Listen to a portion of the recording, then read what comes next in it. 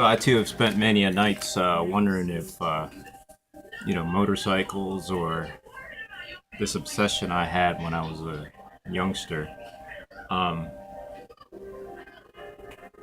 led somewhere. Was it special, or I mean, how do motorcycles bring out the dumb in people? I mean, there are, you don't again, you don't want to stigmatize and don't want to dignify people, but certain events tend to bring out stupid people. Okay, and one in particular, I'll give you an example. One in particular event that tends to bring out stupid people is eating. Okay, because a classification for eating doesn't really fall into any criteria as far as height, weight, age, or any type of synonymous physical characteristic that we tend to associate with great. Okay. So the question is, do motorcycles make people dumb or bring out the dumbness in people? Okay, and I'm gonna see if I can touch on that topic or explore it. I think the best question I think the best way to tackle the topic is to first define what's dumb. Okay, how do you define dumb? Well, let's see. Dumb. What is dumb? Is it unforeseen events? Okay. Unforeseen events is somebody's going to hit you today. That's an unforeseen event that you can't predict. Is that dumb? I don't know. Two, financial constraints. In a perfect world, if money was not a factor, I'm sure that all of us would expend the same amount of resources towards the same amount of endeavors and get the same results. However, in reality, that's not the case. Where some of us can spend a lot of money, some of us don't spend very, very much money, but can get the same results. So, financial financial constraints do have some type of role in asking whether or not motorcycles attract dumb people, or do they turn them into dumb people. Okay. Now, three, um,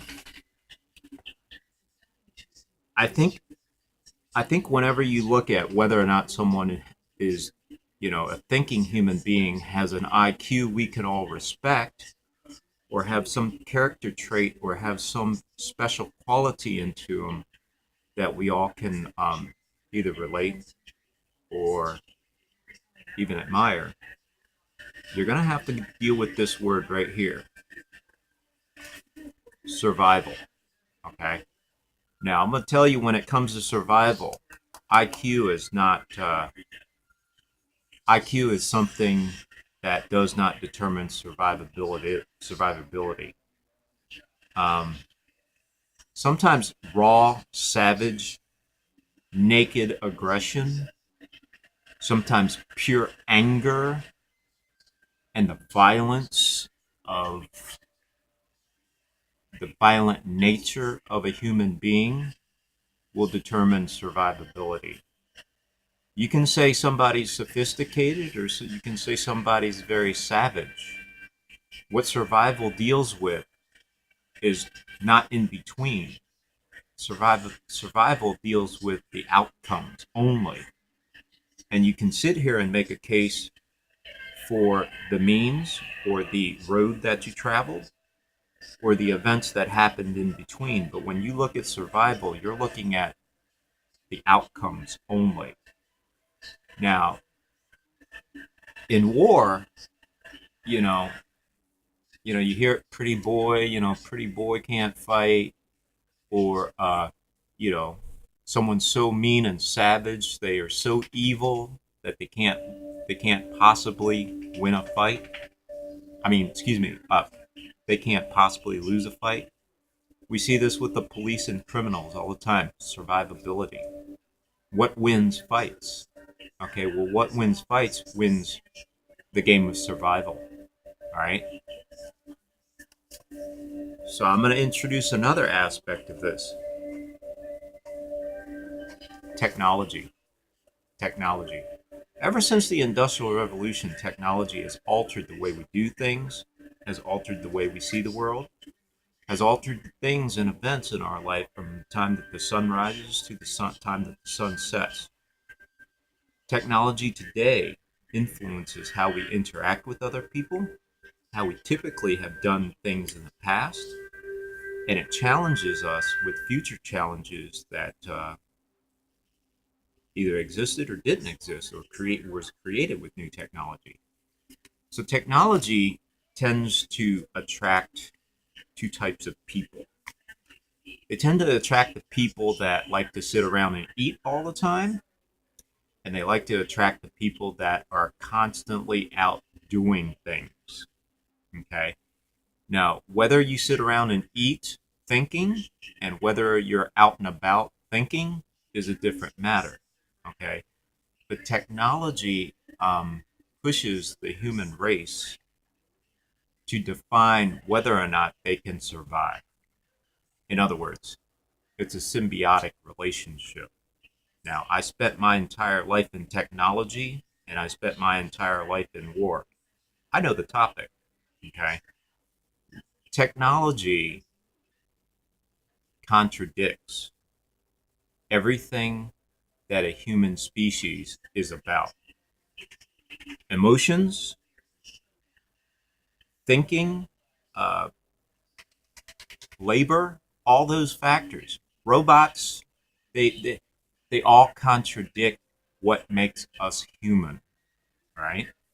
So when you introduce technology to the question, does technology attract dumb people? The answer is going to be a double-edged sword, because technology tends to attract people who like to sit around and do nothing all day and don't want to get out of the house.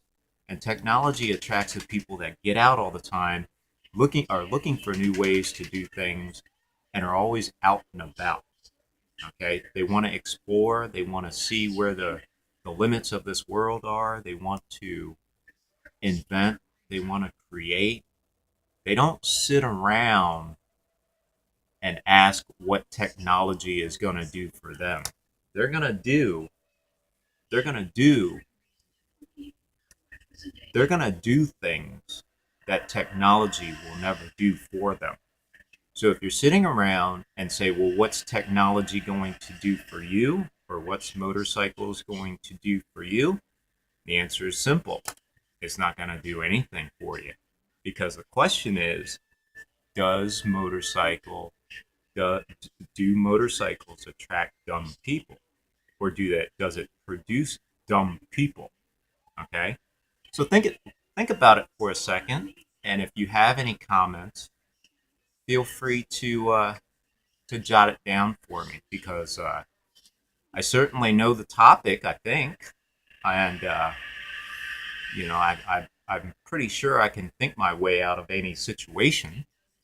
But I'm sure there are a lot of people out there that can't, and need a little help sometimes. So when it comes to survival, understand that survival doesn't necessarily require a thinking human being or necessarily a moral human being. When it comes to survival, it's about outcomes. Okay, how you get to that outcomes is up to you.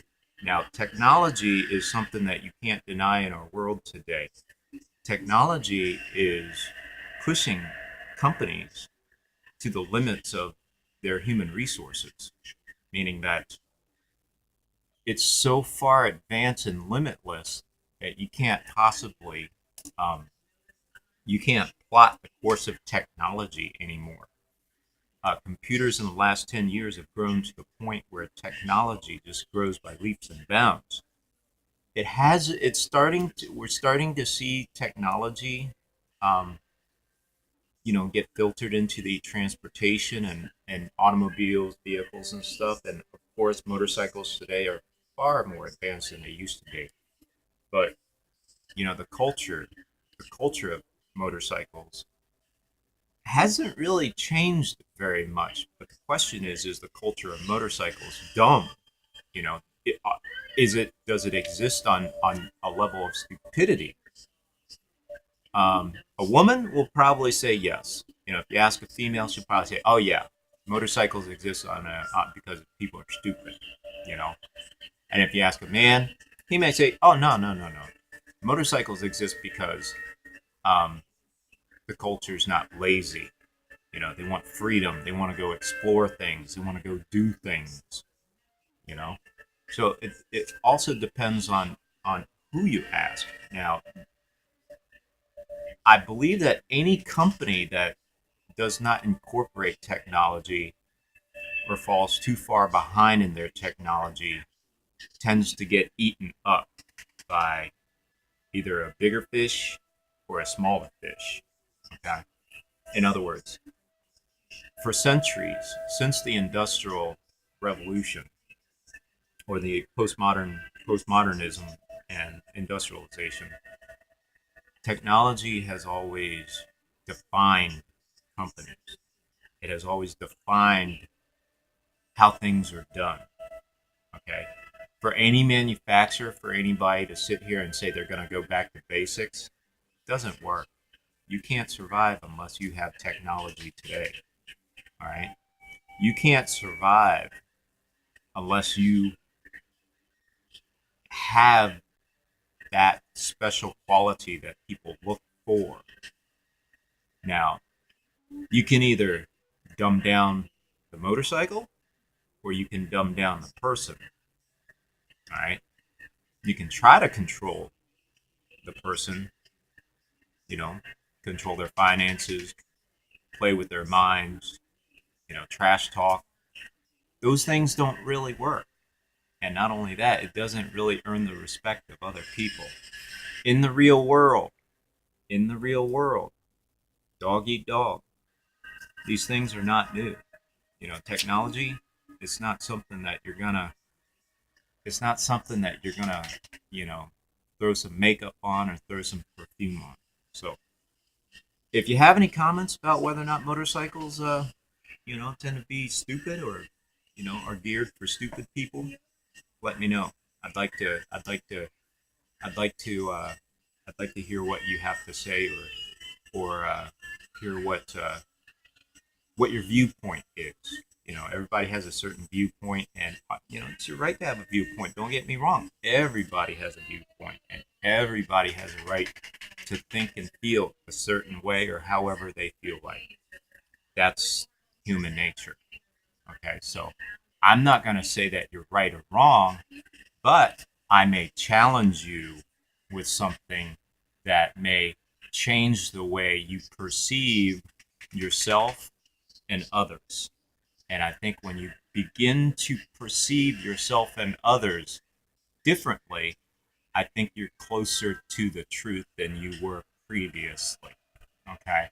So it's something to consider. I'd love to hear from anybody that, has ever thought about it or maybe asked the same question.